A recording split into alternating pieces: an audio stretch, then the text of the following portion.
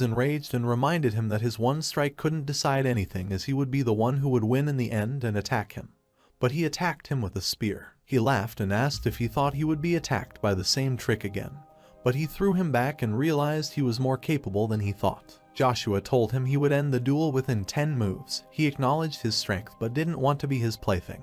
Beyblade used the mana sword, so a fantastic amount of mana gathered at its edge, and it seemed to the commentator that he wanted to end things with Joshua. The protagonist thought that in the past, he received many titles, but his spear received no fame, which made him saddest, but it is different now, as he would show the world that the spear is the better weapon. He threw his weapon toward him, and Beyblade thought he made the wrong decision to abandon his weapon and threw back his spear and rushed to attack him.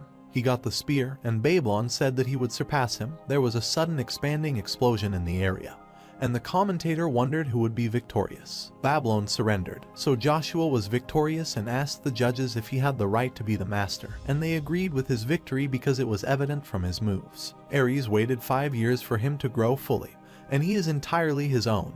He wants to see his face of complete helplessness when he is alone, and he said that he agreed to give him the master title. People praised him because he won his opening match, and Lukia suggested he should not be happy because it was all his work, while the people wanted to have the spear because of its strength. He was glad because he was acknowledged by the finally and started radiating aura, so they started praying, and Iselin arrived and congratulated him. He inquired about Aluxor, and she told him that he might be nervous because his first opponent is Eurobis. Joshua thought that even before his reincarnation, he becomes one of the superhuman and part of the 9 stars as well, so Aluxor might be nervous because of his aura. Because he possesses the power of magma, the power of Bronto within him starts resonating vigorously, which is his first time feeling. But he is sure he could replicate this phenomenon when he crosses him again. While conversing, Aluxor said that since he won the match, he would face him in the next match.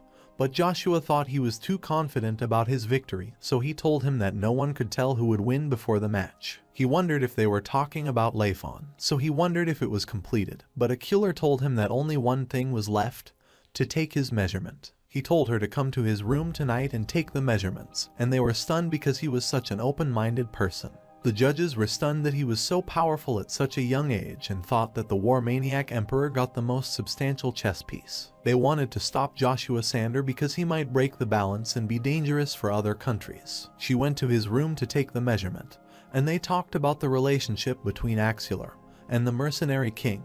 He said that if he had a relationship with him, he wouldn't support and help her by opposing him. Furthermore, the mercenary king is collaborating with the Cromwell, who is loyal to the crown, so he wants to win the Master War and challenge the mercenary king. Joshua asked her if she wanted him to win and challenge the mercenary king, but she wanted the opposite and suggested he stay away from him, and he hugged her. He realized she might be petrified after some time, so he requested her to let go, which embarrassed her, and he started taking off his clothes. She was mortified and asked what he was doing, so he said he didn't. She wanted measurement, and told her not to do anything because she would take it herself. On the 4th day of Master Battles, there was a battle between the mages, and Theta suggested his opponent end the match with rock, paper, scissors. But Estello told him to forfeit before he embarrassed himself, and Theta was stunned to see that he could use 4 of the magic at the same time.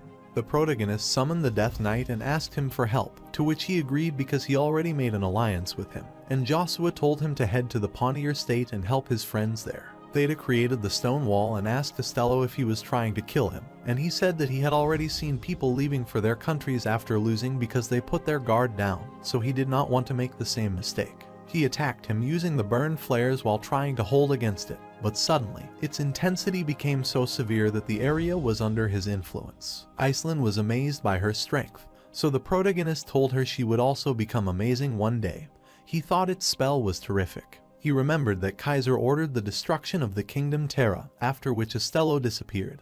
It was the spell that made him die. Even though his magic flame was high, it didn't affect him much, which stunned him, so he told him that it was because he was making the wind barrier. He was attacking to break his barrier but failed, so Theta attacked him back, and he was pushed off the field, which resulted in his loss. 4 of the masters supported him, so he won the title of the Magic Master. She was stunned because the great magician Estello had no effect on his defensive speech and told him to be careful because magician Estello seemed to reach the 6th class. He was excited to think he would fight the Grand Magician as it would be a worthwhile experience. The next match, the most awaited match between Euryvis and the second greatest mercenary, Axelar, commences, and she is worried. Although Joshua showed her he was not worried, he was worried since he knew the result of this match from the past until nothing changed. He skipped the pleasantries and attacked him, but Euryvis thought he wouldn't be able to do much with bare hands. He was stunned because he dispelled his sword's aura and punched him.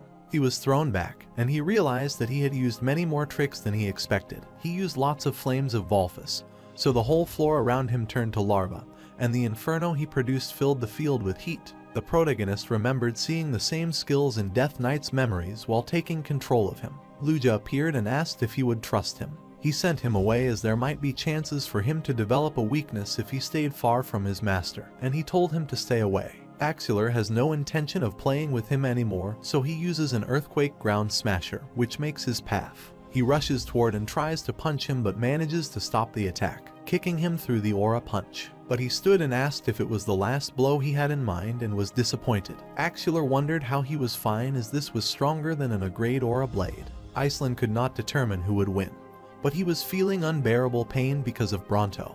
And Lukia asked if it would have been and tried to remind him that Euryvis' skills were not mere flame but infernos of hell. He told him that Euryvis had also noticed that he had a primordial stone, and he looked at him, so the primordial stones were reacting to each other because they recognized each other. This was the Stone of God, which should be one, and he was startled when Euryvis used the Inferno of Extinction, attacked him, and tried to endure it, and there was an explosion. The fragments of fire reached the audience side and melted the barrier, and Axelar laughed because, despite the master, he engaged the audience, but he told him that he didn't use his spell so that they would be fine. He wonders to what extent his power is and wonders if he would like to win the Master War. He agrees because it's for the sake of Thran, and he looks at Joshua as if he will be keeping an eye on him from now on. They were healing him but failed, so they decided to call the High Priest while Iceland was insisting the guard let her enter.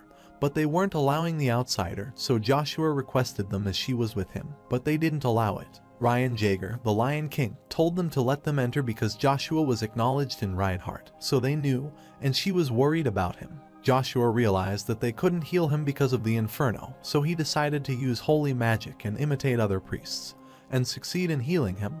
They were stunned because he was completely healed. The warriors congratulate him on his success and hope he will rule the Reinhardt, and he thinks that if the rumors were true, they would face Joshua at funerals and decide to research him.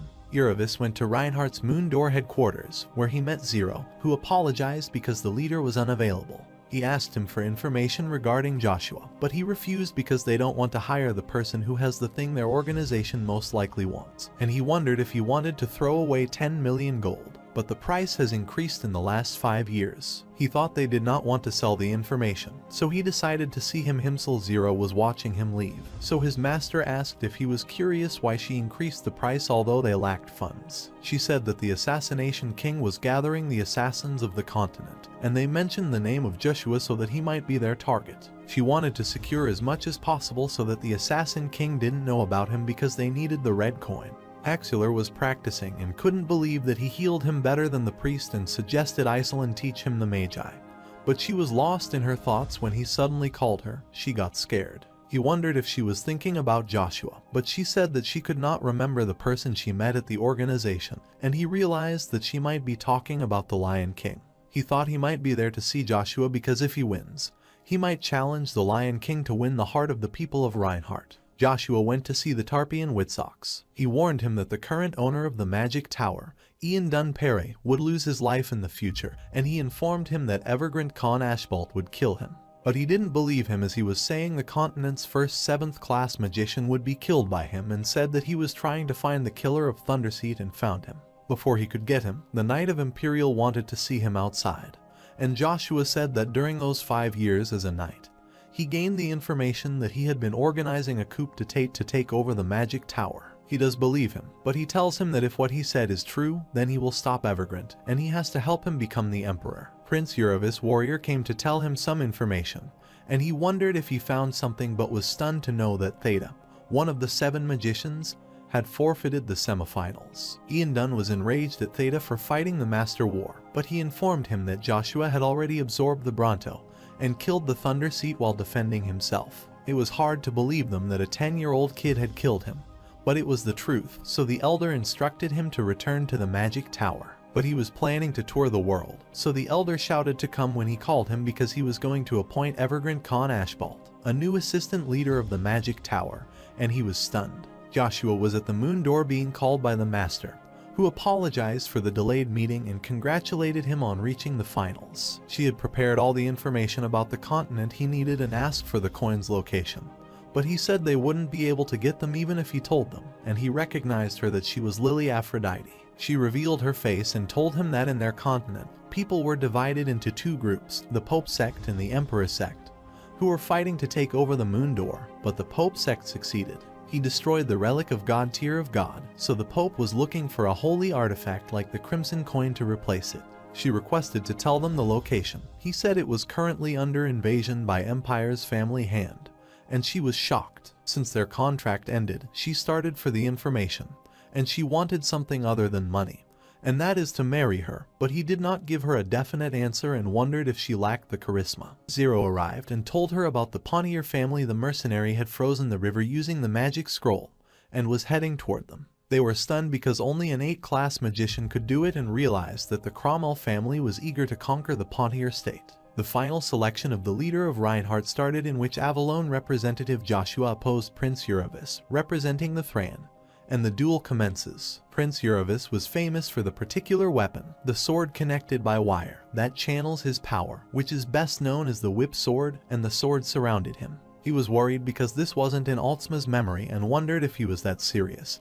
He used his unusual sword to make unpredictable slashes to disorient the tragedy. Axular bet his everything that Joshua would win, and the payout on the prince is 2-1, which the host merely made, but the payout to Joshua is 12-1. She stood up, so he wondered what was wrong. She said everyone there had no common sense and asked him where to bet because she was going with Joshua. He assumed that he would be weaker than in the past and was left with no other choice. Uravis was disappointed and saw the inferno for extinction, but he deflected it, which stunned him because the flame could melt the mana. He thought he met a worthy opponent, but he was wrong because it was all because of the primordial stone, since they had the same abilities. He didn't want to let this chance go because he wanted to see the magma's extreme limit when it faced other primordial stones. He was very excited about the power of God. He thought he wouldn't be aware of hand and wanted to go all out with magma. Joshua thought he was prideful, so he decided to go all out and rushed and attacked him. So he made Volfus's flame wall and thought he wouldn't be able to pierce it, but he was stunned when he pierced it. He said that the magma inside him wanted to take his primordial stone, and Joshua bet that the winner would get the primordial stone for the opponent and become his follower, and he agreed. He used the breath of flame to attack him, and Joshua decided to use his spearman technique to defeat him since it managed to pierce him. Using the clarity of speed and a true lightning strike, he attacked and threw him out of the arena, shocking everyone, and he was declared the winner of the Master War. When he opened his eyes, he was in the darkness and remembered the last moment he got attacked by Joshua and accepted the defeat. Then he felt all his energy drained, and magma came out of his body. Magma says that they don't accept the defeat since he acknowledged his defeat. He has no right to have him, and he becomes conscious. He cannot feel the power of magma and sees the note left by the protagonist in the tale. After reading it, he thinks they get him. Everyone was waiting for the new king of the Reinhardt, welcomed him, congratulated him on his success, and started the coronation ceremony. He requested it quickly because he had an important matter, but Kaingadu said they couldn't because people would laugh at them, and he was disappointed because they never think about people's views. He reached that point by defeating the strongest, and if they hated him, he declined this position of king. But he apologized to him as he followed the Nagasin will. The protagonist said that to be king of this place and help people, he needed his help, and he thought he was trying to change Reinhardt, and apologized. Since they agreed with him, he declared himself as the Ing and promised to do his job better, and people were excited, thinking he would change Reinhardt since he persuaded everyone. The Lion King asked one question and requested him to choose his opponent from the superhumans, but he disappointed him because the opponent he wanted was Barbarian. Meanwhile, the barbarians praised him and said that he would remember his effort and attack him. At the same time, Cain was already aware that he wouldn't defeat the superhuman, and there was an explosion. The Death Knight appeared before him, and he wondered what he was while he said that he needed to take Cain with him, use the darkness spell, and take him away. Barbaraint was amazed that Pontier had such a thing. He heard the sound of retreat and wondered what was happening when he saw a man announcing that the winner of the Reinhardt Masters War was challenging him, and he thought it might be a Luxor. Meanwhile, Icarus was waiting for Cain and worried the information would get leaked, and the 11th meeting began. She asked Count Beard if he found the communication orb from the father's vault, and he found it because the leader had been conscious for some time and told him, and the Count told him that the mercenary king disappeared. They heard he disappeared after receiving the invitation for a duel from the Master War winner, and she wondered who created this miracle. The Count said that the winner was Joshua Sander from the Agnes family, and they were surprised. Baron arrived and said that because of Icarus's stupid plan, something terrible happened to Cain. He found the broken sword in the area of war and insisted it occurred because he insisted on sending him there. Count tried to calm Baron down and said that Icarus just gave him the information regarding the supplies route. But Icarus said they were both right because he gave everyone different information. He reminded the princes that he told him never to trust anyone, so he set the trap while the Cox was rushing out.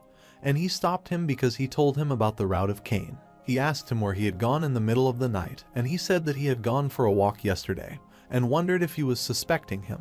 But he didn't mention any night, and he was stunned. But Baron told her that Cox had no reason to betray them, and she also believed that because he had been with her since childhood, she thought he admitted that he was a spy. She was crying and wondered why she was doing this. He asked if she had forgotten the gold monster, and that monster was craving for the gold. He told them that today was the end of the honor and loyalty of the Pontier family and suggested they look outside where the explosion was occurring everywhere. Lion King put the crown on Joshua's head, and he promised to do his best for Reinhardt. Lion King was disappointed since he didn't choose him as his opponent, but he assured him that they could arrange things anytime. He reminded me of his youth, gave him the plaque as a gift, and told him to be careful of the people of Avalon. He had something important, so he left, and the king reminded him to write his name on the tomb of Nagasin before leaving. While the judges were waiting for Joshua's, the two war-crazed were on the throne, so Iredon assumed that it would lead to Continental War Area arrive, and they thought Avalon had figured it out, but he said that he was also waiting for a moment like this with Joshua. Iceland was disappointed because she warned him not to spar with the mercenary king, although she knew he was digging this for the Pontier family. The mercenary king is a monster, and she could not help him while he was risking his life, but Axular told him not to worry because they can't do anything about it. He told her to be happy because they bet on him and won 36,000 gold, and he couldn't believe it. Lily's Aphrodite arrived, and they knew what she was doing there. She said she was also there to get the prize, and they never knew someone like him would put her faith in him, but she wondered why she would believe her boyfriend. And they were stunned. Alelin got angry and asked who he was and if she knew about him, but she said she knew him better than anyone. She wondered who she was. Iceland told her she was his friend, but she had never heard about it as she assumed she was not close to her. Axular was stunned to see that she bet a silver ticket, and she reminded them that she would because she was his girlfriend and believed more than anyone. They were stunned to see Isoline gold ticket because she bet 500,000 gold, a small amount for his friend, and she never imagined she would get this much. Iceland gets this money by loaning a family heirloom. She refuses to let go of the treasure Blue Wing even when her family falls because Xeroth's Dick created it and can increase focus and speed. Because she believed Joshua earned 6 million gold with this, she could rebuild the old land and stay there, but she left Axular out of the story, so he got upset. Lilies wanted to know more about him and sent messenger magic to Axular, and wanted to make a deal with him. She requested him to take the title of the Mercenary King after Joshua defeated Barabriant, and he accepted the offer while Eri killed the judges and Joshua arrived there. He killed the judges, which stunned him because he was on par with the superhuman. But Eri rushed so fast toward him that he couldn't even spot and attack him. He wonders if all the masters are crazy and if he doesn't fear the consequences of killing the masters of other nations. But he suggests he stop talking and keep up with him. He stopped him, and he was pleased because he wanted the exhilarating Joshua and offered to share an interesting fact if he won, which is the actual relationship between his father and mother, and he rushed to him to attack. Meanwhile, the Lion King was sad and thought he was jobless now, so the King Knight, Arshan Dimitri, suggested staying at Reinhardt for the time being. They felt the earthquake, so they looked to the forest where the fight was happening. Aristen was defeated but wanted to enjoy this fight. Joshua suggested he should stop treating people like this and asked him to fulfill his promise. He told him there was no legal successor of the Agnes family and that Agnes was aware of everything. but he wondered why he hadn't done anything in the last 20 years. He was telling him the truth, but the knights appeared to protect him, so he promised to tell Bum the remaining truth later, but told him that the person more dangerous than the emperor was his father, Black God. After he left, the bodies of the master he killed started dispersing, and he wondered what the connection was between Duke Agnes and the emperor. He wondered if continental war was occurring soon.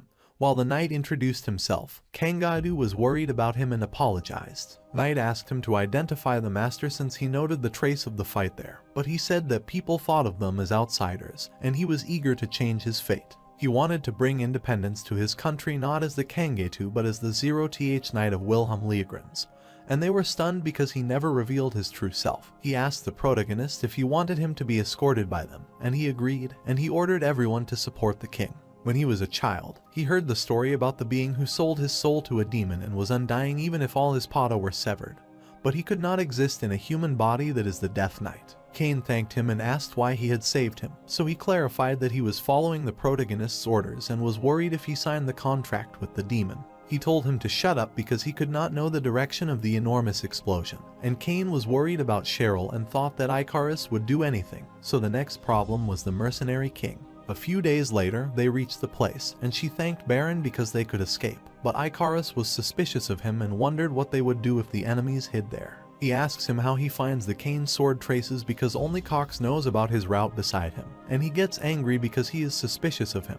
But other people suggest him not to be suspicious because they lack time. He wondered how they managed to escape without any casualties, and she agreed with him because even the killer of Cromwell didn't appear. Icarus told them to come out since they had to face them later, and Baron changed suddenly and instructed the men hiding to show himself so they would see their faces before they died. The knights of the Pontier family appeared, and they were stunned because they decided to betray them for their benefit. Baron grabbed the sword and moved toward them to kill them. Cheryl requested them to stop because she would fulfill their desire with blood shedding, so she requested them to let others go. Although his companion wanted to protect her in the end, she didn't want to lose them. Baron Arna wanted to hand her over to the Cromwell family and was fetching her hand, but Cain appeared and warned not to touch her. He wondered how he had escaped and if the barbarian had lost, and he attacked him and assured him of saving her, but she was crying because she didn't know how to face him in the afterlife. He wanted to take care of them first. Baron was sure that he would end them all, and he wondered if he could deal with them alone.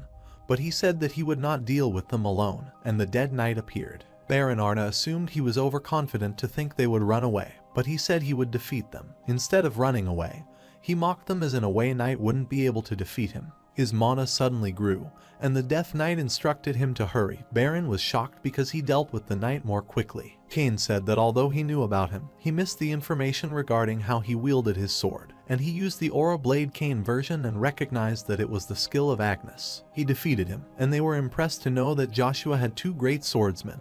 But Icarus reminded them that it was not time to rest, so Cheryl suggested heading to the Perils continent. They were following Joshua, and the Lion King was surprised by his speed as he was running faster than them and was impressed by his skill. They reached the borders of Avalon and greeted and congratulated him. Count Kalstar requested him to send other outsiders back, and he was returning, but Joshua said they were his knights. He wondered if there was a problem, but he agreed to let them enter because they were his trusted people, and they thought he was the king they were waiting for. Meanwhile, at the Mercenary Guild headquarters, Axluer asked them what the Mercenary King meant by the call-up. They told him that the Avalon Empire had already given him the title and territory, so he would be using them to establish the family. But he lacked the knight, so if Axluer worked under him, he would get a stable life. He thought it would be a wise decision for anyone, and Isoline said they should go for the Barbariant and head for the Pontier family. Jeter Cromwell was enraged because they lost her and punched Baron, but he apologized and asked for another chance as she headed to Peril Castle.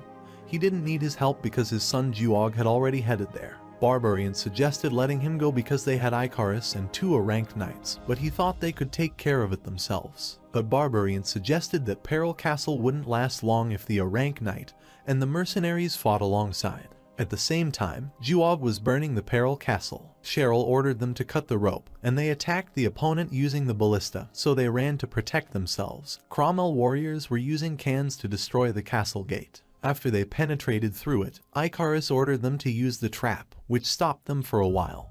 But the sun, an intruder, entered, crossing the wall, and others broke their trap and entered. The twins were ranked knights, and they suggested that he give up the castle and become their slave. Then they would let them live. But Cain did not want to do that, so they instructed them to attack him and kill most of their warriors. The knights realized he might be the knight the rumors were about, so they attacked him because he wanted to check his strength. Juog was enjoying everything and wanted to see Cheryl in despair. Then a messenger arrived and informed him that the 3rd Division needed back, but he refused and ordered him to tell them to manage on their own. Meanwhile, the knights were protecting her, and Count Berto suggested she should hide, but she didn't want to hide anymore. While they were running away, the knight attacked them, so the count threw her away, and there was an explosion. He wanted to take her alone because Juog put an extra prize on this. Icarus told her to stand up as they needed to hold till Joshua appeared. But the knight told them they wouldn't win in any case, and Cheryl attacked him, so he threw her and decided to kill her while lying to the Lord that she died accidentally because she attacked him. He attacked her when Joshua appeared with a flash of light. He still rushed to kill him but was thrown back with his single punch. He appreciated the holding back and requested to wait for him while Cain was fighting with Knight Right. He was sure they would win no matter how long they held back because more reinforcement was coming. He was worried when Joshua arrived and instructed him to finish him quickly because he was waiting for him and wanted to kill the protagonist himself. But Cain told him to shut up and attacked him, and there was an explosion. The warriors wonder what is going on, and the protagonist gives them a chance to leave if they have remorse regarding the massacre Cromwell did. But they rush to attack him. He reached the 5 stages of Spearman and thought if he combined the magma and Bronto, he could use the fire of magma and lightning of Bronto to reach another level. He used the excellent Heaven Lightning Depth to eliminate the entire vanguard, so Juog ordered the troops to attack. But they were stunned to see the Knight of Wilhelm attacking them. They attacked the tower, which fell on them, and Cheryl was jealous of Joshua for having such a knight. But Cain said that he was the only knight Joshua had and rushed there. Juog ordered the troops to fire them, but they hesitated because their warrior was there, but he didn't care about them. Joshua assured him to let him meet the same fate as Veron Shen because they are the same, and he trembled down his pine after seeing him because he supposed he would be at Reinhardt. He warned him not to kill him because he would face the bitter consequences, and he was no more the art of the Agnes family. He didn't plan to kill him but would take everything from him. Cain arrived to help him as his first knight and Juog troop was praising him, but he thought a mere knight wouldn't be able to do anything. Then all the knights of Wilhelm appeared and attacked the soldiers. The battle was over, and he took him as a prisoner and hoped he would enjoy life without his title. And where he would be imprisoned, his family wouldn't hold the power. While in the forest of dark beings, humans have forgotten when they kneeled before the true power and the promise they shouldn't break. The next day, they were repairing the castle and taking the injured and were working hard since they had to complete till dawn. And Joshua requested to remove the bar so his knights could enter. He greeted her and appreciated all the hard work while the warriors of Peril Castle raised their swords and thanked the great warrior of Avalon for his help. And the Lion King was glad because he was the right one to replace him. They were reporting the defeat at the Peril Castle to the Emperor and telling him about the Juog being imprisoned.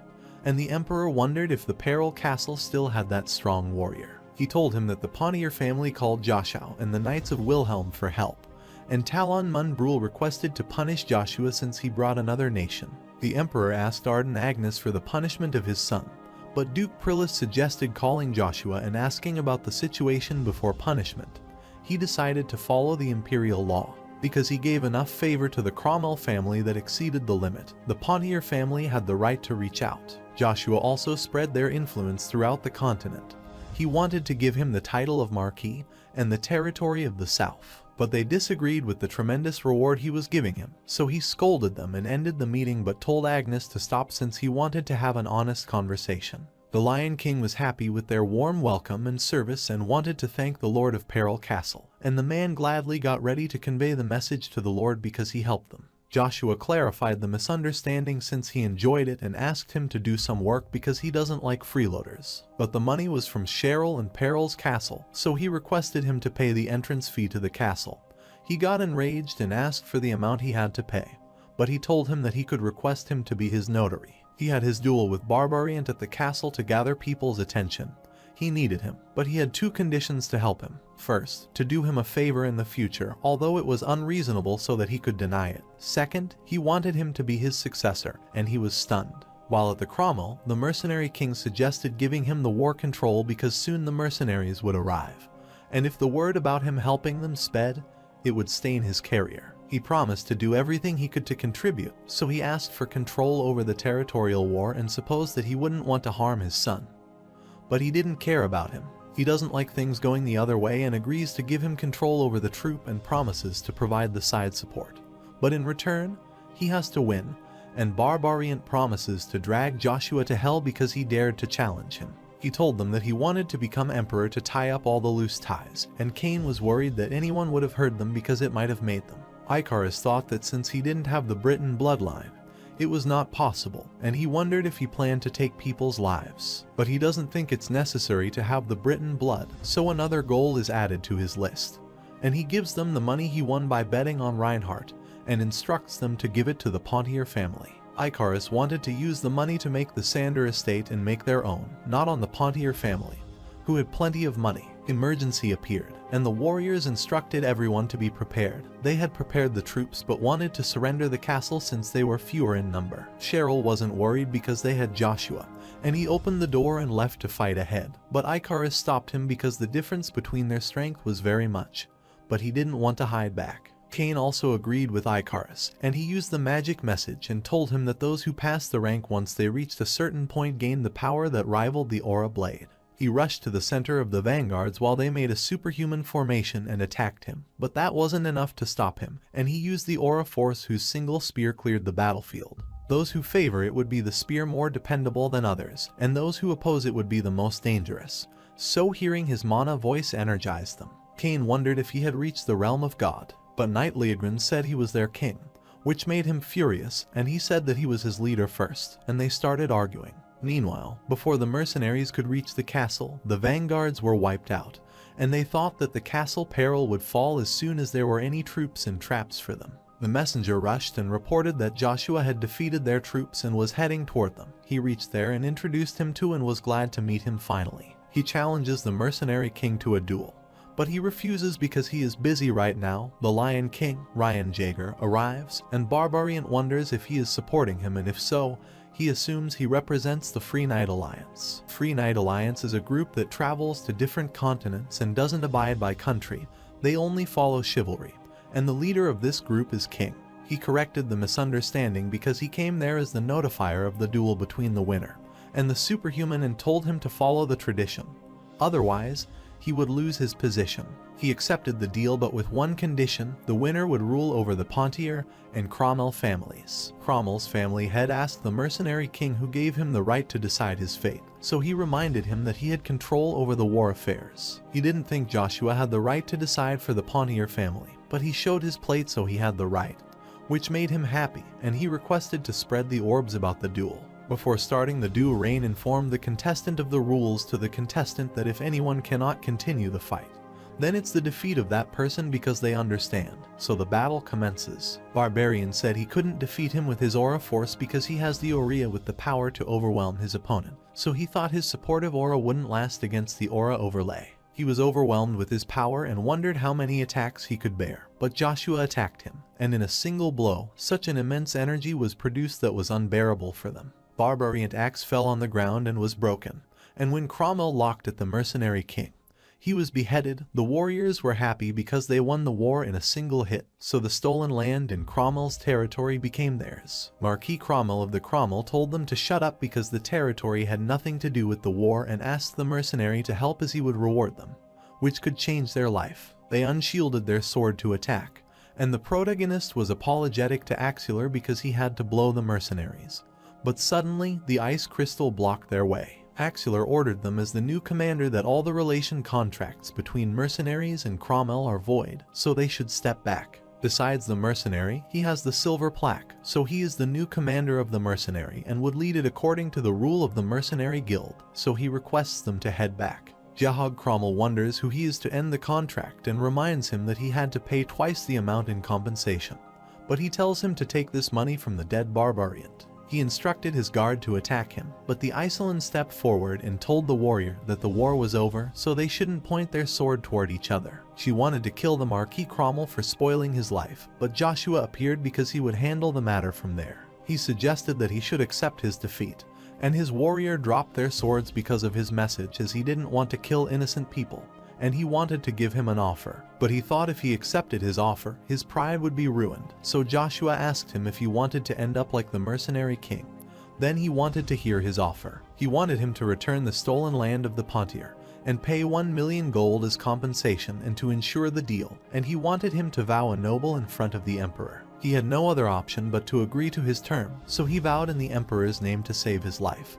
He ordered his men to retreat, and they were happy because the war was finally over. He thought that he had made a big mistake of letting him go so that he would tell him about his regret. But Joshua called him and showed him the globe and suggested he make the intelligent decision because everything was broadcast to the emperor in front of the nobles while the emperor was amazed. They were celebrating their win at the Peril Castle while Cain wanted to be like Joshua, and the knight thought his goals were grand. But he said that his late father even praised him, so they agreed to credit his skill and cheered him to become the greatest knight of the continent. Joshua arrived and ordered Cain to return to Pontier Castle because he wanted to take care of the traitors before they could rise again. He instructed the knights Leograt and Arshan to return to Reinhardt because it might be dangerous if they continued to know their knights were Avalon. He was worried because he made the blunder, but Icarus told him not to worry because the fate of the empire would depend on Joshua's decision, and the fate he chose for the continent shocked them. Cain wonders why Joshua made such a decision, but whatever the reason might be, they had to follow him, and Icarus suggested following the job in their hand before they knocked on the door and entered it. Shirley wondered what was so urgent that they needed a discussion with her. He thanked her for permitting them to converse with her. Cain told her that his liege instructed him to take care of Cox and the other traitors because this was an event about the Pontier family. They decided that it would be necessary to ask for her opinion first. She thinks for a while and agrees that they need to take care of the traitor and don't have to treat them with mercy for the people who have been hurt by them and for the newly reborn Pontier family's help. Although he had no right to ask for their help, she requested for. They asked her to leave it to them, and he remembered and asked if the mark she gave their master when he was little was intended to marry him. Icarus whispered that he had asked the wrong question, but he was also curious about what still was not the right time and place for a question like that. She laughed, remarked that they suited each other very well, and told them that the mark she gave him when she was little was her way of capturing his attention when he never looked at her. She isn't sure what she feels anymore and doesn't know if she wants his attention and likes or respects him. She asks them if they understand if she said that instead, sometimes, she feels like he is almost akin to a god. Cain laughed because she was correct and told her that that is why people call him the god of battle.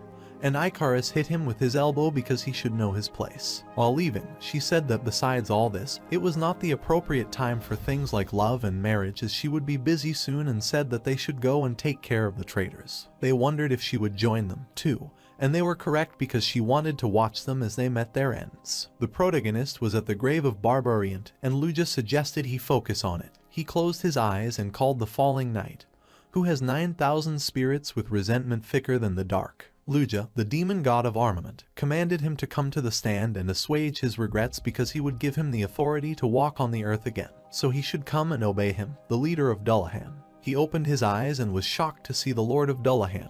Dullahan said that the one who was obedient and would make him kneel was above him, and the protagonist was started by such high demonic energy. Lugia reminded him that it was the creature he made, as Dullahan was considered a legend within a demon realm. They had to be able to create the one using the body of one of those beings they called superhuman. Unlike the Death Knight who continues to resent the being that killed it, Dullahan wouldn't bear any resentment toward him. But it rushed toward him, and he said, "Isn't it running too fast at him for what he said to be true?" He attacked him, saying that the one who demanded obedience and was beyond him should prove himself. Lugia told him that the Lord of Dullahan had his ego so that he wouldn't follow anyone weaker than him, and it was a pretty easy condition for him to fulfill. He threw his axe and attacked him, but it produced a little scratch at him. He decided to be severe and wondered if he should use aura force or holy energy. But Lugia thought he was an idiot because he couldn't use the holy energy or primordial stone but could only use the demonic energy to fight. He only acknowledges those with demonic energy that overpowers him a near to pyre demonic energy while he picks his axe to attack him and says that he wouldn't follow anyone weaker than him and that only death awaits those weaker than him. He asked why he was telling him the important part now and used his demonic energy to attack, and Lugia told him to try his best. He remembered that 300 years ago, even the demon god with the most substantial authority failed to defeat him.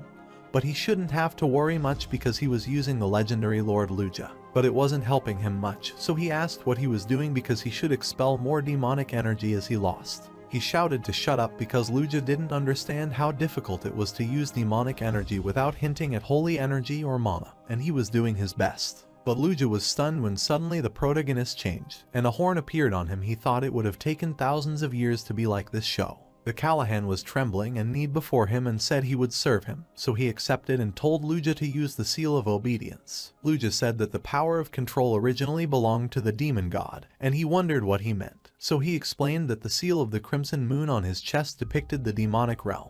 But it was not the form that pierced through the seal, and told him that he was an angel, an archangel with 6 pairs of wings, a fallen angel who left the heavenly realm and was accepted into the demonic realm by the demon god but stole the power of control. He was the soul being marked as the traitor by the heavenly and demonic realms, but he was too strong to be ignored. He could handle 2 demonic kinds. Now, his symbol, the seal of control, has appeared in him as well, and he wondered what his name was, so Lukia said that he was the one who stole the light, Lucifer, and his conversion led to Lukia's second awakening.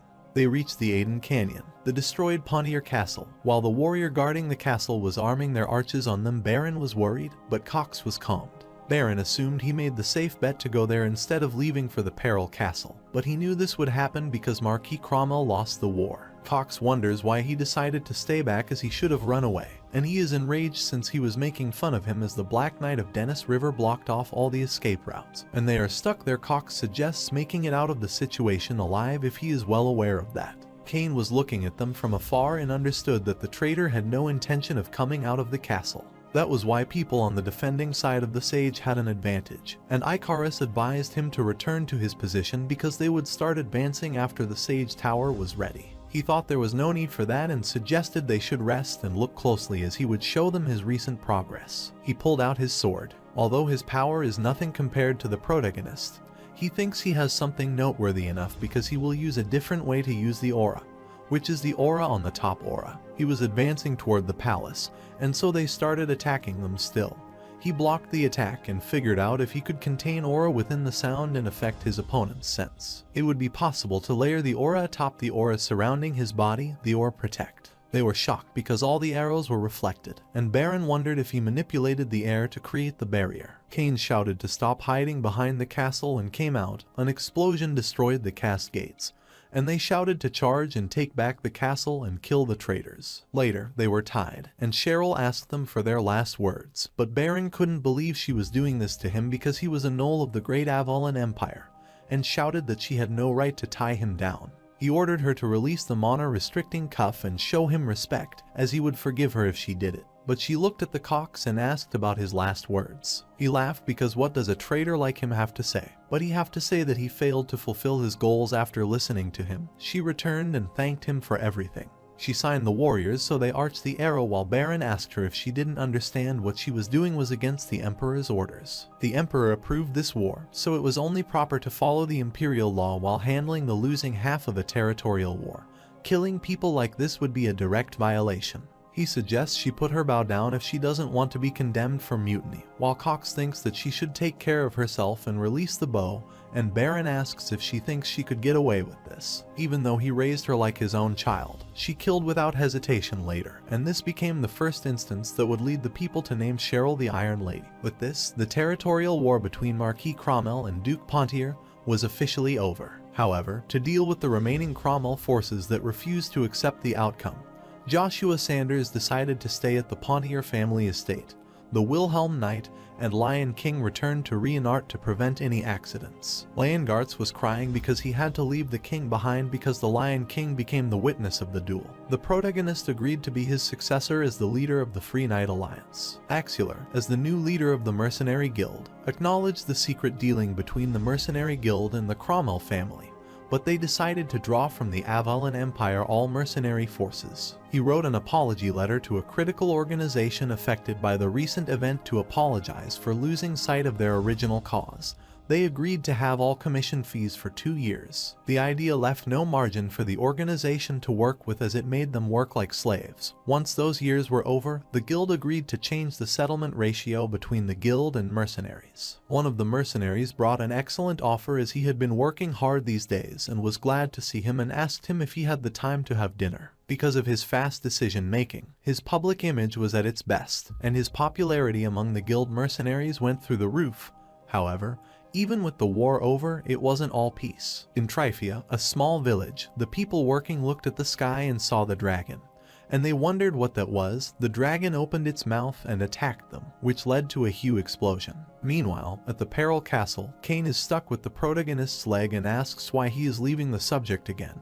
He requests him to let him go, but he doesn't want to let go even if he beats him to death. He wonders why he is going to the region, Tryphia, and wonder if he is trying to defeat that rumored dragon. But he is trying to assure him that he is going there for personal reason, not for the dragon, so he requests to release him. He told him to look after Lady Cheryl, but Iceland and Icarus also blocked the door and reminded him that he was their lord, not Lady Cheryl. The Cromwell family may come back for revenge, and even if he is going there for personal reasons, they don't want to let him go because the dragon was spotted there. It was too dangerous, so he suggested he delay taking care of his matters. Iceland also agreed with him, and Cain whispered as he always wanted to ask him why all the women around him were beautiful. He wonders if he doesn't remember her but guesses that it is possible for him not to remember since they only saw her when they were little, and he thought he needed to explain this situation. He told him that she was with him because he promised to protect her because she would join them, so he should take care of her, and he was fine with this. Icarus wondered what kind of relationship they had for him to protect her and walked away because he did not care whether there was a dragon, as he couldn't deal with it further. Cain warns him not to underestimate the dragon power since they can bring down the entire empire with a single wipe. And Tryphia has been evacuated, so he can't enter the region without the imperial family's authorization. Iceland added that they don't appear without reason.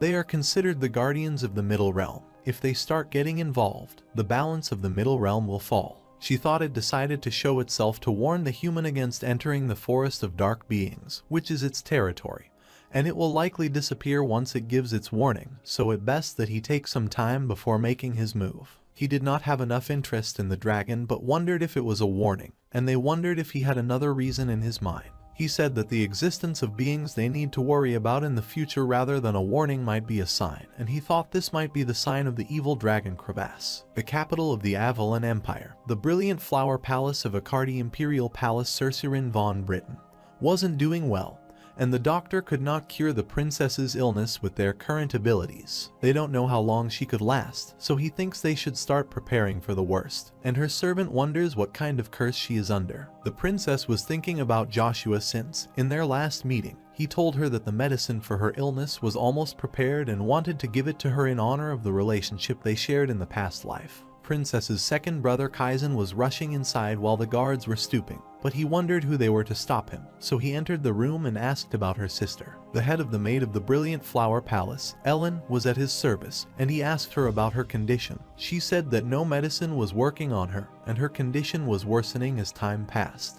She was sitting to see her brother, but the maid requested some rest, and he said that it happened after the eternity of being used by the father. But she said no because if she could help the country like this, then that's all she wanted. But he told her that it's okay to be honest because she didn't ask for a cursed power like the Eye of the Truth. He thought if he were her, he would have run away from the palace a long time ago since she did not have much time left. He wanted to make great use of her eye for truth, so he suggested she should come with him. She could sense his evil intent and asked him what he was talking about, telling him to let her go and not do that with her. The maids were blocking his way and requesting him to let her go, and his knights suggested they move out of the way if they valued their life and were afraid. Meanwhile, in the Tryphia region, deep inside the forest, a high elf was cleaning the backyard when he heard a rustling sound and looked ahead. Joshua approached him and said he knew he would find him there. He was shocked to see a human and wondered what he was doing there. He introduced himself and told Ash that he was glad to see her. She was enraged and said that although he didn't know how he got there, he was at the wrong place because he wasn't Ash. He said that he was Ash because it was the name he gave him in his past life, and he liked it. She wondered what was wrong with him and told him to leave. He breaks the barrier using the anti-magic field and tells her that if he could get him the Sanders flower, then it would be of great help to him. He is shocked because he broke the barrier, and there were many monsters behind him. He wanted to talk with the last surviving high elf, the fifth Olympus, and he was enraged and thought he is the greedy human who dared to walk there knowing this would happen. He had no intention of discussing anything with him, so he commanded the monsters to attack him and warned him that he wouldn't return alive. He told her that he might be a bit rough, but he was there to save him from the black dragon crevasse. He was stunned, and he asked him if he was willing to rid himself of the title of the Olympus and serve as a slave to the dragon until the end of the time.